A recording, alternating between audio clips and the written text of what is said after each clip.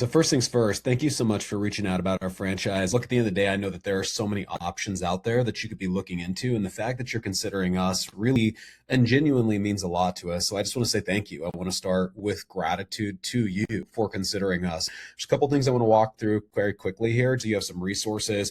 We certainly want to have that initial discovery call. That's going to be really important. The reason why that call is important is for me to learn more about your background, to understand you, to get what you're looking for, whether you're looking for more of a passive investment, a semi-passive, whether you want to be an owner operator, if you have a history in the restaurant space, what you're working with liquid capital, meaning like, what do you bring to the table? Do you need financing? Do I need to connect you with lenders? There's a lot of things to understand about you that would really help me to better set you up for success. And by the end of that conversation, you're able to walk away with an answer. It might be, hey, you know what? We're going to wait until a little bit later to have this discussion because I'm not quite ready for it. And that's okay. It might be, yeah, I want to continue the next step in this discussion, but these are the action items that we need to take care of. Or it might be, hey, you know what? I just don't think this is the right fit, right, for either of us. And we want to make sure that we're honoring your time because you were honorable enough to reach out to us in the first place. We want to make sure that we honor you throughout this entire process. We always say one really fundamental thing. We should never have to sell you a franchise. If we feel like we're selling you a franchise, it's not the right fit for one party or the other. This is something that you should look at, and as you learn, as you go down the path, say, this is something I want to do. So everything here is about discovery. It's about information. It's about getting you the right answers to make an intelligent decision for yourself and for any partners that might be involved. So here's what we're going to cover in this video really briefly. First of all, I'm going to walk through anything that you might have missed on here, especially the main items that are pretty big here. I'm going to do a quick walkthrough in a store. We'll go into this deeper, but just to give you an idea of what a store looks like. And this is one of our smaller locations, but at least gives you the context. Let's go ahead and start here. As far as this goes, you remember landing on the site. You've probably gone through and you've seen all this stuff in terms of our story, in terms of the massive amount of growth in the fast casual space. Now, in terms of the numbers with the franchise, we're in a great spot. When you look at the overall sales numbers for our franchise, there's very few places that are in our situation. And actually, some of these need to even be updated. So right here, our top performing stores are doing anywhere from $2.3 to $2.5 million. Net profit margins, we're seeing anything from 18 to 23%, which is outstanding because typically in the fast casual space, you're seeing about 8 to 11%. So we're higher than that, which is really significant when you look at the actual bottom line. We can't promise that, and I never would promise that because the reality is, if your cost of goods are high, meaning if the salad or, if a sandwich calls for 1 cup of steak and you're doing 2 cups of steak every single time, or you have an employee that's doing that, obviously you're losing money. Or if you have somebody who you really only need 4 staff members on to run a location and you have 7 staff members on consistently, obviously the labor is going to go up, which is going to cut into the profit margin. These are just really straightforward things, but it's that kind of stuff that impacts it, right? And so if you run a tight ship, you run it well, there's a lot of really good things that can happen. Now, in terms of the average unit volume, this is really substantial to have a $1.6 million average unit volume. And if you don't know what the unit volume is, it's looking at all franchisees and saying, what is the average gross sales per year?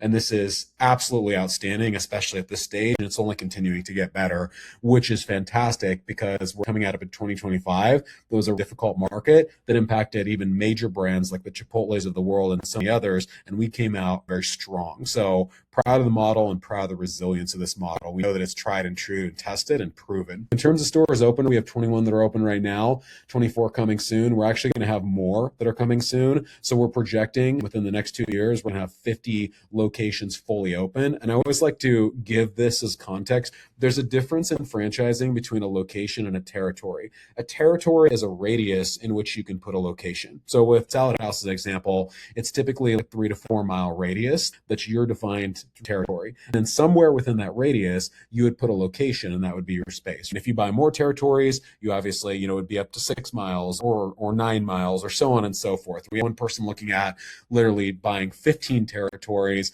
in the Georgia area, and they're going to have a wide radius around some really, really prime markets. So that's a big one. That's the difference between territories and locations. And then moving into this, our leadership team is fantastic. One of the things that's super valuable is our leadership isn't fragmented. What you see with a lot of these things, especially with CMOs like Rev or other partners like Jerry, you see a lot of turnover at the executive level. They're constantly going through new people. And so you don't know what new rules they're going to introduce, any of that stuff. But with our team, we've been together since day one, and that makes us a really strong, very connected unit. It's what's been a huge contributor to our success, which we're obviously so impressed with and thankful for. Moving into the numbers here. Now, this is probably the most important section that people miss, and I want to talk you through it. First things first, what does the all-in represent? The all-in represents every piece of liquid capital you would put into it, as well as the franchise fees. These aren't separate fees or separate numbers. I want to make that clear. Some people have said, okay, if the all-in is $550,000, does that mean on top of that, I'm putting another $150,000 in, which I'm going to take it up to $700,000. Then I have a franchise fee that's $40,000 too, so it's $740,000. No, that is not correct. When we look at the all-in, we look at everything. We're looking at the lease, we're looking at the fit out, so all of the building, all the painting. We're looking at your working capitals, what you would want to have in the bank in case you have some slower months at the beginning or whatever. We're looking at every single possible item and saying, what is the average total cost? The average total cost to open one of these things. Now you're going to have outliers. We had one location that was almost totally built out, and we basically just had to go in and paint it. And that location was, and it was probably years back, but that location was, I think, $305,000 to open. So it was way on the low end. And then, of course, we have stores in like major areas, like the Brooklyn area. And those stores, you're looking at almost $900,000 build out for obvious reasons, because you're in competitive markets with really high cost of real estate. When you look at where our locations are, and especially as we fan out into the lower Southeast and into middle America, even all the way as far as California in some cases, what we're looking at overall is that the average is right around that $550,000 to $650,000 range. So that's the all-in amount for it. Now, what is the liquid capital? The liquid capital includes the franchise fee. For one territory, your franchise fee would be $40,000, okay? And that $40,000 is included in the liquid capital. Realistically, there's about $110,000 more cash on hand that you need to purchase this. Now, some people say, well, how do you figure that?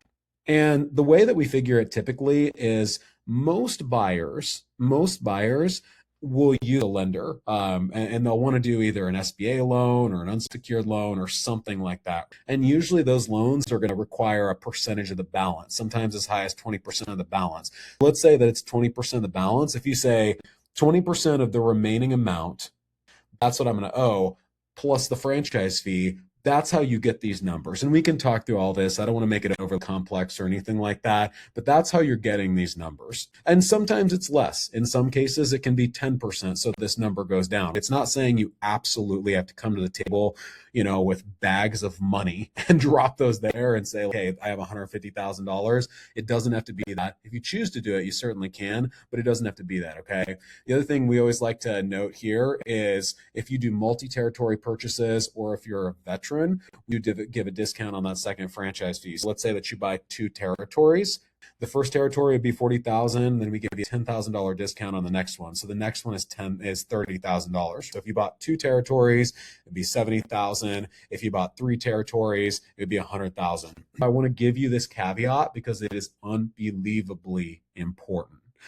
Just because you buy 2 territories, we would never allow you or encourage you to open 2 locations at the same time. The reason why people will typically buy 2 territories is because they don't want to buy 1 territory and then somebody buys up the territories around them. And when they want to scale and buy a second location, that's 2 or 3 hours away. So usually they'll buy 2 or 3 territories at a time just so that they can have a pathway of their own making of where they want to build out this business, because multiple locations in the restaurant space time and time again proves to be a really, really strong model for this. Doesn't mean that one can't be, but that's reality.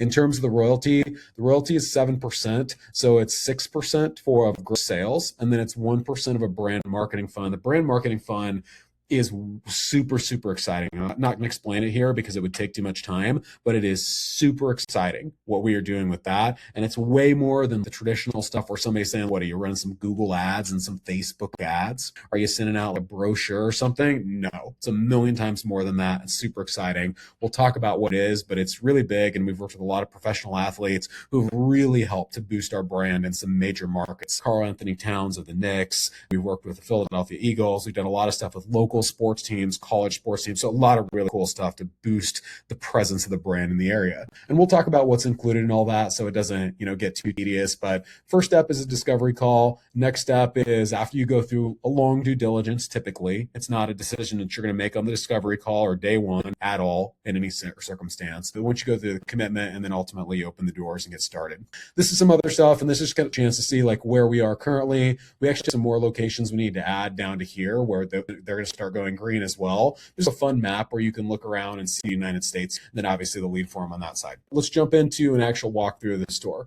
So this is just a typical model. I believe this is like a 1,500 square foot store, so it's not huge. What you'll notice is we have some seating area, but it's not a lot of seating area. The reason why is because about 60% of our orders are going to be off premise. So either it's going to be carry out, or it's going to be third party delivery, or it's going to be catering. Okay. We want to have some seating in there because we're such a community focused and community rooted brand. There's actually a lot of people that come in, like local sports teams or groups of moms that finish like a Pilates class or whatever it is. I want to sit here and eat their food, or even just somebody who wants to get out of the office and just kind of check out for 30 minutes or what have you. At the front, we have these really nice kiosks here. Some of our stores are way bigger. They feel like TV screens. We find that people really love them. They're super easy to use. And so, for us, what we look at with this is we say, how do we make it just fun and almost gamify the experience, right? So a lot of people say this, they're like, okay, it's a salad house. Well, here's what you're going to see here pretty quickly. This is about 20% of our overall menu. We're much more than salad. We're soups, we're sandwiches. We have all kinds of amazing things. We have smoothies. We also have some really unique sides that makes us very different than the typical place that's just like, we're only doing a salad bar. So, we find that we want to be America's salad brand. And part of being America's salad brand is creating accessibility for people. And that means some days you might go in, you might say like, hey, you know what? I want to eat a really healthy salad, but I'd like to have a side of sweet potato fries or cauliflower bites or Brussels sprouts rather, or something like that. You can have those things here. You can have the best of both worlds where you in control in the way that you want to do things. So it's a really nice thing with our menu overall. And then in terms of being able to operate it, it's super, super simple. These aren't specialty employees or anything like that. You can get these employees whatever you want to pay them. Obviously, we can discuss that and fair market rates and how you want to do that. We absolutely can, but it's not something where you need specialists to do this, right? It's not that kind of thing.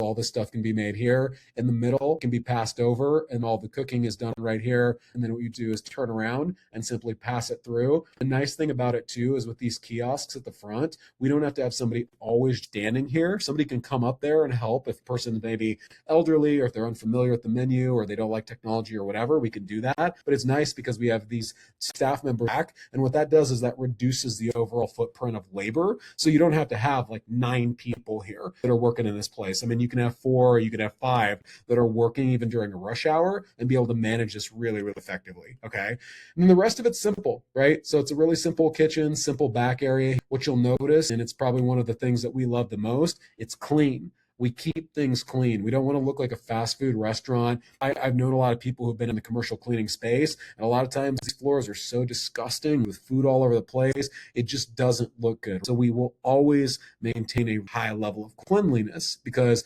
that's an important thing that we want to exude. And we want to make sure our customers know not only is the quality solid, but the cleanliness is solid as well. You'll notice that there's not a lot of freezers back here. And the reason why is because we're getting our produce delivered fresh every single day. And we have outstanding distributors. We have a whole methodology for that. We have all those rates negotiated. So it's fantastic. Still getting high quality, but still getting fair rates. So that's huge. But again, we want this experience to be great. And when you do those things and you root this business in the community and you manage the systems and the processes like we built out for you, this is a really, really powerful business model. Thanks so much for watching. I appreciate it. My name is Nick. I am the Director of Franchise Sales over here at Salad House. I appreciate you. Have an amazing day.